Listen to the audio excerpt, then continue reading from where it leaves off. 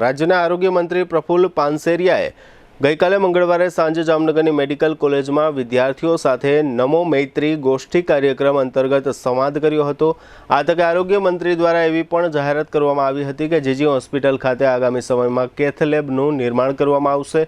Cath lab એ હૃદય સંબંધી રોગો માટેની આધુનિક વ્યવસ્થા છે, જેમાં એન્જિયોગ્રાફી અને એન્જિયોપ્લાસ્ટી સહિતની તબીબી પ્રોસિજર કરી શકાય છે। આ કાર્યક્રમમાં ધારાસભ્યો રાઘવજીભાઈ પટેલ, મેઘજી ચાવડા અને દિવ્યેશ અકબરી ઉપરાંત જીજી હોસ્પિટલના તબીબી અધિક્ષક ડોક્ટર વિજય પોપટ તેમજ મેડિકલ કોલેજના ડીન ડોક્ટર નંદિની દેસાઈ અને શહેર ભાજપ પ્રમુખ વગેરે હાજર રહ્યા હતા।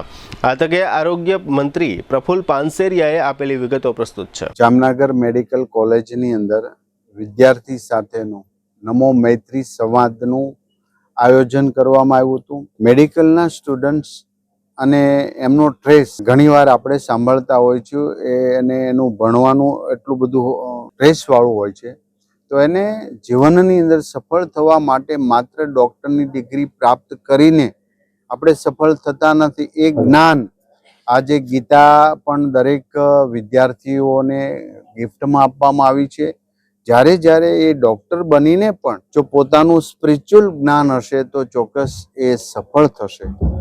આ દીકરા અને દીકરીઓ સમાજના લાડકા દીકરા દીકરીઓ છે। હું સમાજ વાપરું છું, દરેક જ્ઞાતિ એટલે સમાજ। એ આપણા દીકરા દીકરીઓ છે। એ ટ્રેસમાં હોય, એ આત્મહત્યા કરે અથવા તો બીજાને હેરાન કરે, આ આપણે આપણી સંસ્કૃતિને પોસાય એવી વાત નથી।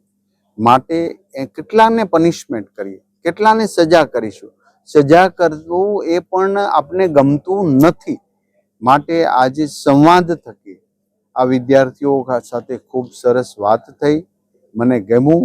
અને બધી જ કોલેજોની અંદર અત્યારથી બધી જ કોલેજમાં હું કરી જ નાખીશ એવું નથી કહેતો, પણ મારા સમય પ્રમાણે હું દરેક કોલેજની અંદર જઈ અને ડાયરેક્ટ વિદ્યાર્થીઓ સાથે સંવાદ કરીશ। દુનિયા સાથે કદમ મિલાવવાને, દુનિયા સાથે મેડિકલના સંશોધનો બાબતોમાં એ હોય છે, એટલા માટે તો મેડિકલ હાર્ડ છે। હું એમ નથી કહેતું ઇઝી છે, માટે જ એનું મેરિટ સૌથી ઊંચું મેડિકલ સ્ટુડન્ટનું હોય ને સ્કોર વિદ્યાર્થીઓ જ એમાં આવતા હોય। વિધાનસભાની અંદર રજિસ્ટ્રેશન માટે નવા કાયદામાં સુધારો પણ કર્યો। જેટલા ક્લિનિકવાળા ડૉક્ટર છે, આયુર્વેદ, MBBS અને હોમિયોપેથિક, આ બધાય જ ક્લિનિક પર રજિસ્ટર નંબર લગાડવો જોઈએ અને રજિસ્ટ્રેશન કરવું જોઈએ। અત્યારે અમારી ડ્રાઈવ ફૂડ એન્ડ ડ્રગ્સ અને ડુપ્લિકેટ ડૉક્ટરો પર છે અને અમે કરી રહ્યા છીએ। જ્યાં જ્યાં બાતમી મળે છે ત્યાં ત્યાં અમને પકડી અને પેલું કારણ કે ડૉક્ટર અમે પકડીએ છીએ પછી એ પકડે જ કોઈ એના પેશન્ટ કે કોઈ પેલું, એટલે હવે એના ઉપર અમે ફોકસ કરીશ। તમારી વાત સાથે અમે સમજ છીએ અને એના માટે હજી એના કડક પગલાં લઈશું। હા, એ જો જે ઇન્સ્ટ્રુમેન્ટ અમે આપીએ એ એમના સાથેની આખી ટીમ અને એની કાર્યરત પ્રમાણે અમે આપીએ।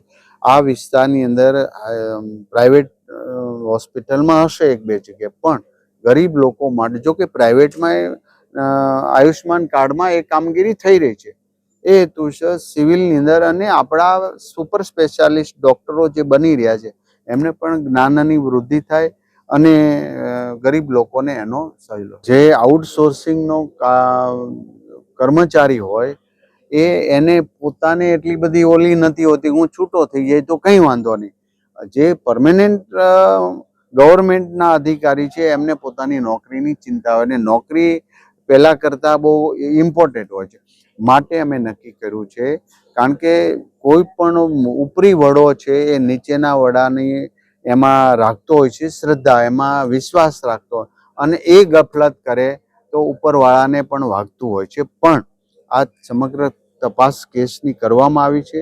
માત્ર ને માત્ર આઉટસોર્સિંગના લોકોને મુખ્ય જવાબદારી એકાઉન્ટની આપી છે, એ વ્યાજબી ન લાગતા બીજી કોઈ જગ્યા પર જ્યાં ગવર્મેન્ટના જોબવાળા ક્લાર્ક છે ત્યાં બહુ ઓછું બન્યું છે।